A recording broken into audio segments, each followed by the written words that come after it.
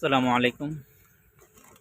যারা বছরে একবার বা ২ বছর ৩ বছর পর একবার দেশে যায় তারাই হচ্ছে রেমিটেন্স যোদ্ধা এবং প্রবাসী। এবং যারা প্রতি মাসে ২ বার ৩ বার বিদেশে যাওয়া আসা করে এগুলো আসলে রেমিটেন্স যোদ্ধাও না, প্রবাসীও না। তারা কিন্তু ইন্টারন্যাশনাল চোর। ইদানিং এয়ারপোর্টের মধ্যে কিছু দরবেশ বাবা প্রবাসীদেরকে অনেক হয়রানি করতেছে। আমার কথা হচ্ছে, যে সকল প্রবাসী ভাইয়েরা বছরে একবার বা ২ বছরে একবার যারা দেশে যাচ্ছে, আমি চাই অন্তত একজন যেন ৫ থেকে ৬টা ১০টা পর্যন্ত মোবাইল নিতে পারে। কারণ একজন প্রবাসী যখন দেশে যায় তখন অনেক বন্ধু-বান্ধব, আত্মীয়স্বজন মোবাইলের জন্য কিন্তু আবদার করে থাকে।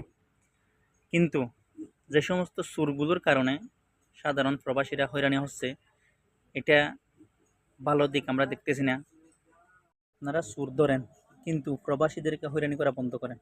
যে সকল প্রবাসী ভাইয়েরা বছরে একবার বা ২ বছরে পর একবার দেশে যাচ্ছে, তাদেরকে হয়রানি করা বন্ধ করেন।